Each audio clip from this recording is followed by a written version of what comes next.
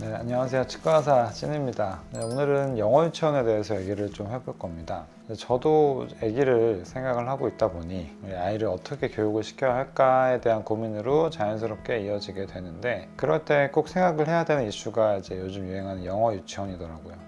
영어를 잘 했으면 좋겠다라는 게 있기 때문에 이제 영어 교육에 대한 일환으로 고민을 하게 되는 것 같습니다. 그런데 이 영어 유치원이라는 게 우리 아이에게 과연 좋을까 이런 생각을 해보면 조금 우려되는 부분이 있기는 합니다. 유치원이라는 게 사실 영어만 배워서는 되는 곳이 아니잖아요.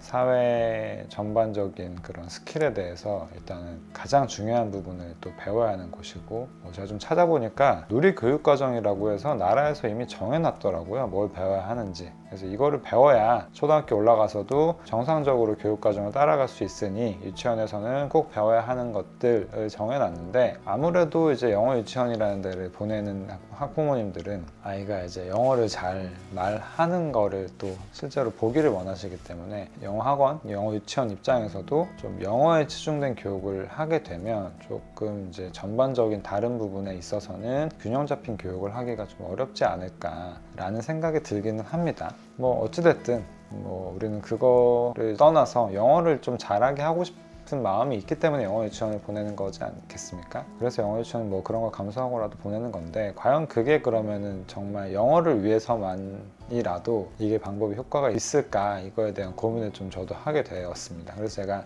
지난 며칠 동안 좀 열심히 찾아봤어요. 당장 제가 보낼 건 아니지만 또 제 아내랑 좀 이제 토론을 하다 보니 여러 가지 자료를 찾아보면서 내린 결론에 대해서 한번 좀 얘기를 해보겠습니다.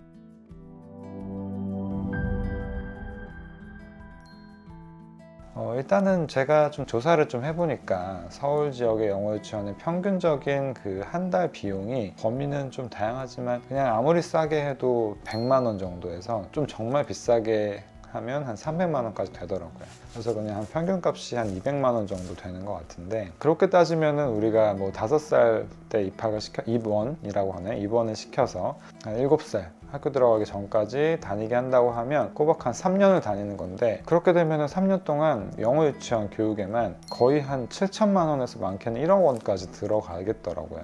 이게 정말 이럴 가치가 있을까라는 생각이 일단은 처음으로 들었습니다. 근데 문제는 우리가 영어 유치원을 아무리 잘 다녀서 아이가 초등학교 들어갈 때 원어민 수준으로 말할 수 있고 읽고 쓰는 게 가능하다고 해도 이제 언어라는 게 금방 까먹기가 쉽잖아요. 왜냐면은 초등학교 들어가면 이제 국제 초등학교나 이런 데를 보낼 게 아니라면 한국어로 계속 친구들이랑 얘기를 하면서 놀 텐데, 그러면 아무래도 금방 까먹지 않을까. 그렇기 때문에 우리는 이제 영어 유치원 실컷 보내놓고 몇천만 원에서 1억에 해당하는 그 투자금을 그냥 생돈으로 버리지 않으려면 초등학교에서도 계속 그걸 유지하기 위해서 학원을 보내야 된다는 결론이 나더라고요. 그것조차도 이제 또 계산을 해보면 알아보니 초등학교 회화학원 이런 것들이 이제 월에 한 40, 50 이렇게 된다고 하니, 그거를 1년 하면 600 정도 되고 또 6년 하면은 4천만 원 정도 나오겠더라고요.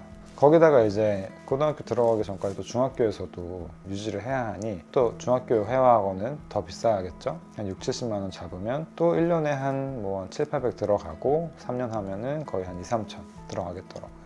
거기에 중간중간 또 해외로 연수도 보내주고 하는 거 생각하면 거의 이 아이를 영어를 위해서 중학교 이전까지 태워야 하는 돈만 거의 2억 정도를 생각을 해야겠더라고요.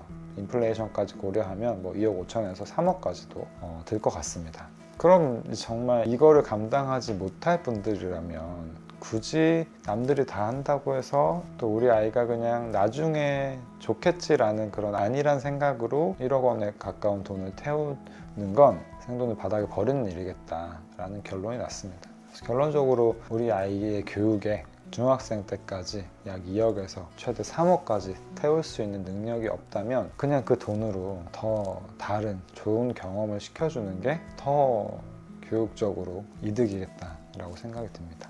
월 300만 원이면요 여러분, 1년에 3,600만 원인데 연 5% 주담대 대출을 받았다고 쳤을 때 거의 8억 정도의 돈을 빌렸을 때 나오는 이자랑 똑같거든요. 그 돈으로 그냥 좋은 집 사서 투자를 하시면 나중에 우리 아이를 유학을 보낼 수 있는 유학 자금을 마련하는 게 더 낫지 않을까, 그런 생각이 들었습니다.